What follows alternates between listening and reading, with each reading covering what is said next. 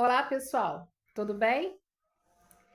Dando prosseguimento ao testemunho, né, o relato das maravilhas de Deus na minha vida, eu quero relembrar, né, que no vídeo anterior a gente parou falando que o médico que fez, né, a segunda cirurgia, né, que na realidade foram o segundo acesso, né?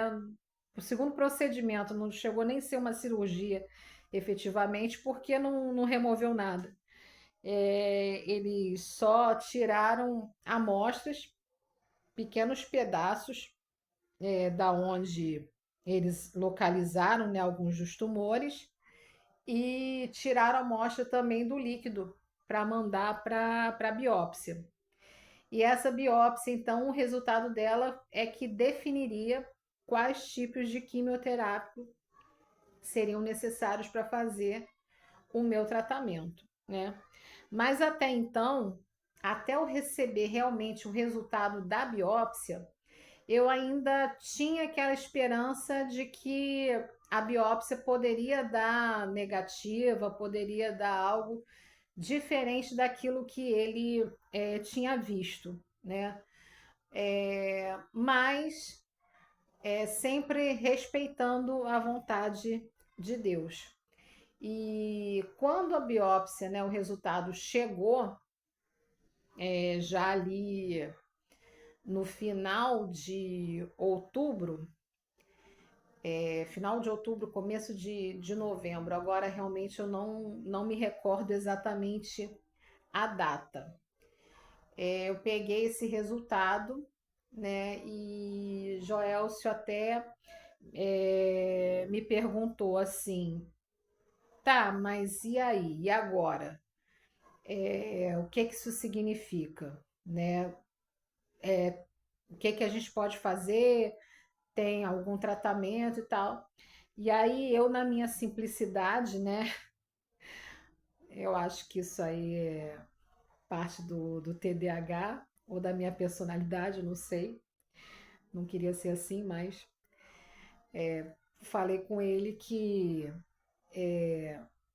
esse câncer, que é o câncer de ovário, é o segundo em número de casos de morte, né, de mulheres no Brasil, né? Claro que a pessoa ficou chocada, né, gente?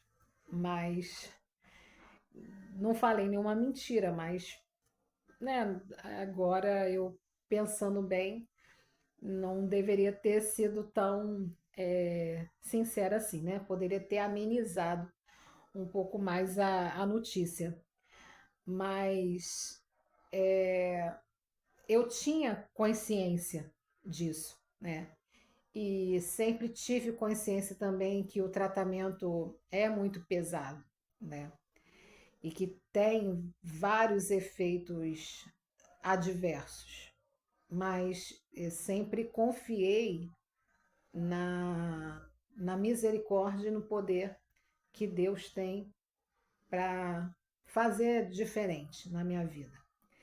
E assim realmente foi, né? Porque agora sim a corrida intensificou contra o tempo e nós conseguimos ajuda de pessoas dentro do próprio INCA, não para furar fila de ninguém, mas para nos direcionar quais as estratégias a gente poderia adotar para que a gente conseguisse ir mais rápido. E nesse dia a gente chegou lá de madrugada, porque para a gente ir para o INCA tem que ser de madrugada. Daí eu destaco a importância da rede de apoio, né? Mais uma vez, das pessoas que vão estar ajudando ao paciente com câncer ou com suspeita de câncer.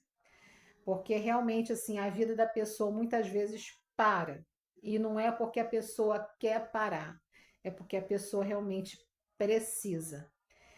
Tem gente que fica com reações muito pesadas da quimioterapia e não só da quimioterapia, mas dependendo do tipo de câncer em si, também pode ser muito agressivo. E quando a gente entra no hospital, né, o INCA ele tem muito recurso, mas muitas coisas você fica o dia inteiro lá. Eu chego de madrugada lá, às vezes a gente chega lá nem 6 horas da manhã. E nesse dia, então, especial, a gente saiu de lá já mais de 6 horas da tarde, né? Porque nós conseguimos o atendimento de uma médica que foi indicada por essa enfermeira, né? Que eu falei que foi uma das pessoas que nos ajudou na orientação. E essa médica, no dia, ela, quando a enfermeira estava falando, ela nem passava por aquele local ali, porque não é o setor dela, mas Deus fez com que ela, na hora em que a enfermeira estava falando dela, ela passasse.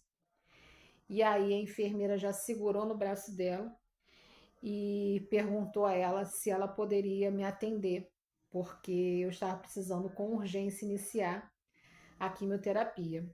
E ela falou que ela poderia sim, só que ela me atenderia como encaixe depois de todos os outros pacientes, se eu poderia esperar. Eu falei que, né, eu e o Joelson, nós falamos que a gente esperaria o tempo que tivemos um pequeno corte, porque a bateria do celular terminou.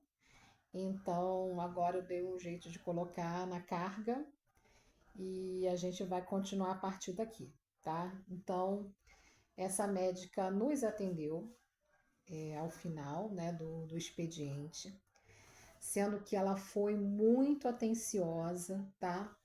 Como, aliás, os médicos em geral no INCA são, tá? Eles têm todo o histórico do paciente, tanto na alimentado, né, no sistema, no computador, como também em pastas, tá? Porque se o sistema cair, eles têm tudo em pastas também.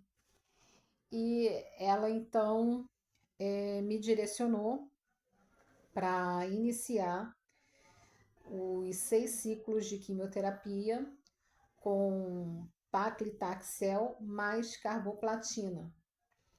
Então, esses 6 ciclos seriam de 21 em 21 dias.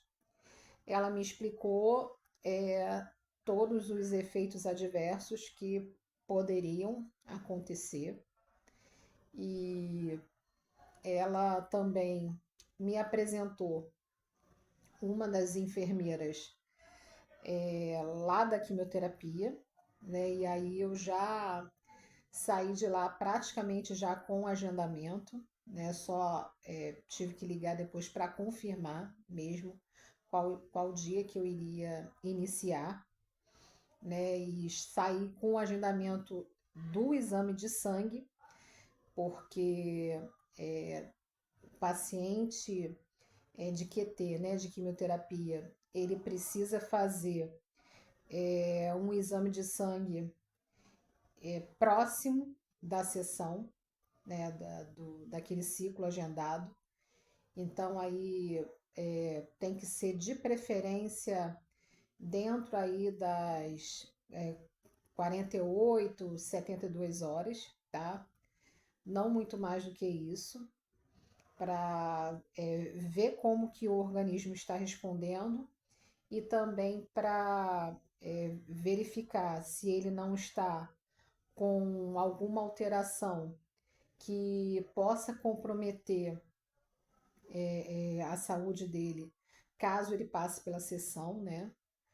Principalmente quando a gente fala da questão da imunidade do paciente, tá? Então, no dia 13 de novembro de 2024, eu iniciei então a quimioterapia, tá? E assim, a primeira sessão foi uma sessão assim que a gente chega lá, né? Eu, pelo menos, eu tinha um conhecimento teórico de como poderia ser, mas nunca tinha passado nem pela experiência de eu mesma acompanhar alguém que tenha feito quimioterapia. Então, foi tudo muito novo, né? Mas Deus, ele esteve conosco, né? Como reforço em dizer, esteve durante todo o processo, tá? E eu vou encerrar então esse vídeo por aqui, lembrando que Deus é bom em todo tempo Deus é bom. Um beijo grande para vocês. Tchau, tchau.